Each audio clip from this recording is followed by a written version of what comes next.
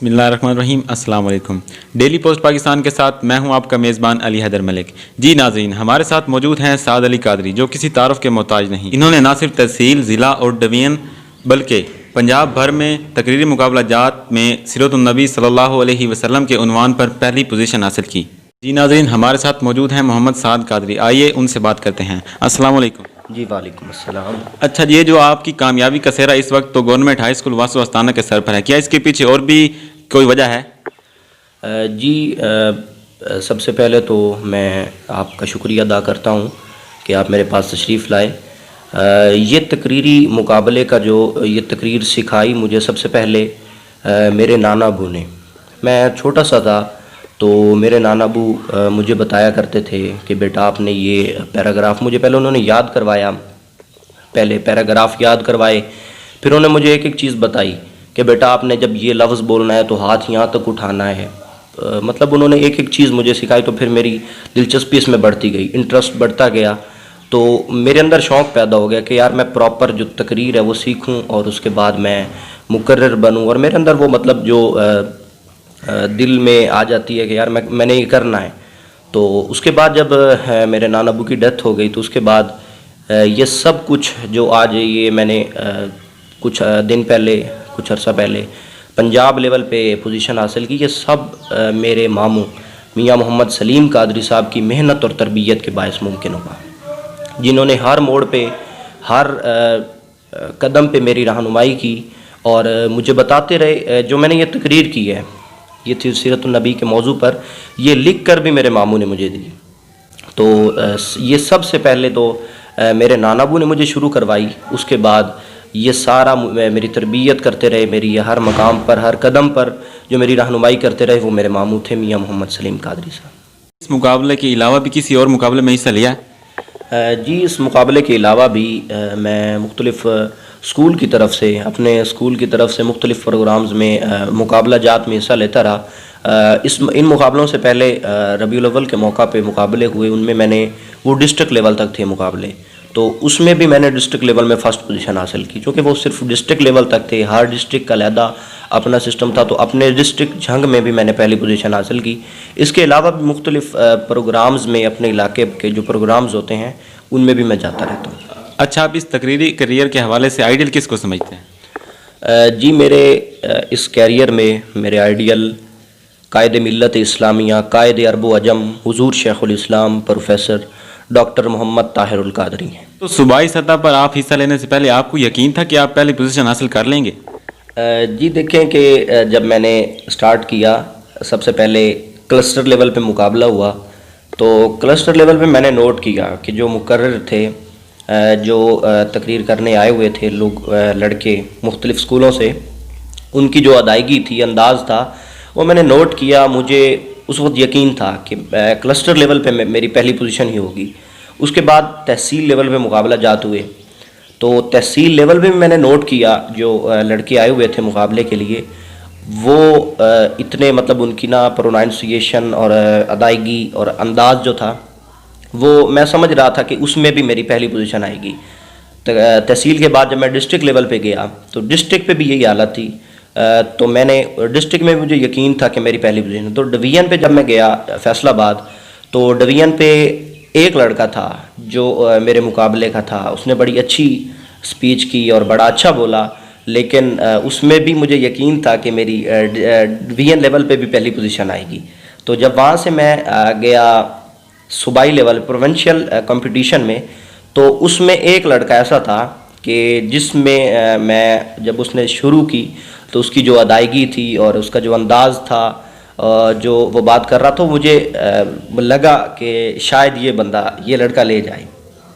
तो उस वक्त जब मैं सुन रहा था उसकी, तो उसने एक आयत की एक ज़ेर ज़बर का फ़र्क कर दिया। उसने एक आयत पढ़ी, आयत में उसने मतलब गलत पढ़ दी, एक ज़ेर ज़बर को उसका फ़र्क आया। तो उसके बाद मुझे यकीन हो गया कि अब इसमें भी अल्हम्दुलिल्लाह मेरी ही पहली पोजीशन होगी। तो मतलब मैं उसको भी अप्रिशिएट करता हूँ, उसने बड़ा अच्छा किया, बड़ा अच्छा बोला वो।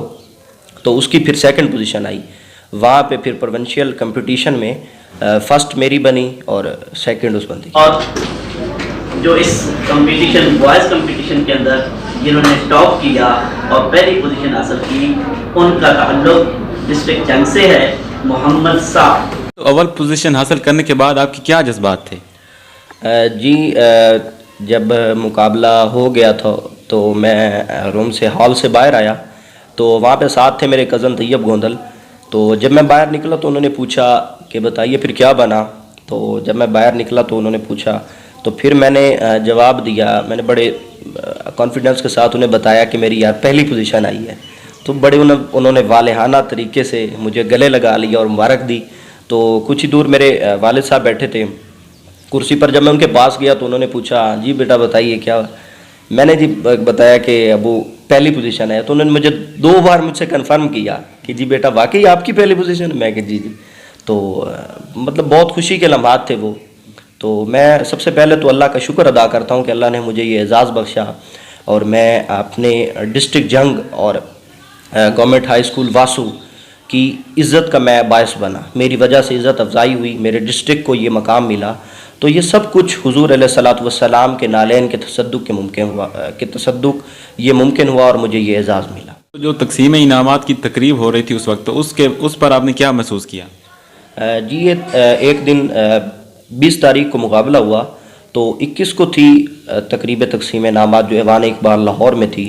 تو وہاں پہ الحمدللہ بڑے میں نے کانفیڈنس کے ساتھ، وہاں پہ تھے چیف منسٹر پنجاب عثمان بزدار صاحب تھے، ایجوکیشن منسٹر تھے، وزیر تعلیم مراد راز صاحب تھے، وزیر اطلاعات فردوس عاشق اوان صاحبہ تھیں۔ تو الحمدللہ کافی کراؤڈ تھا ادھر ایوان اقبال میں۔ تو بڑے کانفیڈنس کے ساتھ وہاں پہ مجھے موقع دیا گیا کہ آپ نے یہاں پہ پرفارم کرنا ہے، کہ ہم جو چیف منسٹر صاحب آئے ہوئے ہیں ان کو دکھائیں کہ ہماری ایجوکیشن اتھارٹی جو تھی ان کا یہ دل تھا کہ ہم پرفارم کروائیں کہ یہ ہمارا بچہ ہے، ایجوکیشن اتھارٹی کا یہ ہم نے تیار کیا ہے کہ اس نے پنجاب لے۔ تو ادھر مجھے موقع ملا تو وہاں پہ بھی کی میں نے الحمدللہ بڑے کانفیڈنس کے ساتھ وہاں پہ ہوئی۔ تو میرے ذہن میں بار بار یہ خیال آتا کہ، تو پھر مجھے یہ شعر یاد آ جاتا ہے کہ میں اس کرم کے کہاں تھا قابل، میں اس کرم کے کہاں تھا قابل، حضور کی بندہ پروری ہے۔ یہ سب کچھ حضور علیہ الصلوۃ والسلام کے نالین کے تصدق سے ممکن۔ جب آپ نے سردار عثمان بزدار سے 1 لاکھ روپے کا انعام وصول کیا، تو جب آپ گھر واپس لوٹے تو اس وقت آپ کے اساتذہ، آپ کے کلاس فیلوز اور آپ کے رشتہ داروں نے آپ کی کیا حوصلہ افزائی کی؟ جی جب میں تقریب تقسیم انعامات مکمل ہو گئی تو میں اسی وقت فوراً وہاں سے لاہور سے نکل پڑا۔ تو جب میں پہنچا یہاں تقریباً مغرب کے بعد پہنچا تو میرے ٹیچر ہیں میاں عبدالصمد صاحب اسکول میں جو پڑھاتے ہیں، تو انہوں نے تحصیل 18 چوک جو 18 ہزاری چوک وہاں پہ میرا بہت اچھا استقبال کیا، باقاعدہ مجھے انہوں نے ہار پہنائے اور بڑا میری حوصلہ افزائی کی اور مجھے لے کے آئے آگے۔ تو جب پھر میں وہ وہاں سے 18 ہزاری سے واسو تک وہ میرے ساتھ آئے، وہ اپنی وہ گاڑی پہ وہ ساتھ آئے اور مجھے یہاں پہ چھوڑنے آئے۔ تو پھر یہاں پہ میرے جو اہلیان علاقہ ہیں واسو والے، انہوں نے میرے جو رشتہ دار ہیں، کلاس فیلوز ہیں، یہاں کے جو ٹیچر تھے، انہوں نے یہاں پہ بہت بڑے استقبال کا جو وہ ارینج کیا ہوا تھا۔ تو یہاں پہ کافی میری حوصلہ افزائی کی گئی، میرا استقبال کیا گیا اور مجھے پھر یہاں سے گھر چھوڑنے آئے سارے جو لوگ تھے اور ٹیچر تھے۔ تو میں اپنے اہلیان علاقہ جو ہیں میرے، ان کا بھی میں شکریہ ادا کرتا ہوں کہ انہوں نے مجھے میری حوصلہ افزائی کی۔ اور یہ ٹیچرز بالخصوص میرے گورنمنٹ ہائی اسکول واسو استانہ کے جو پرنسپل صاحب ہیں، نور زمان صاحب، میاں عبدالصمد صاحب، جناب طاہر سلیم صاحب، ماسٹر منظور صاحب، یہ سب کچھ ان کی محنت اور کاوشوں اور دعاؤں کے نتیجہ میں یہ ہوا، اور میں بار دیگر ان کا شکریہ ادا کرتا ہوں۔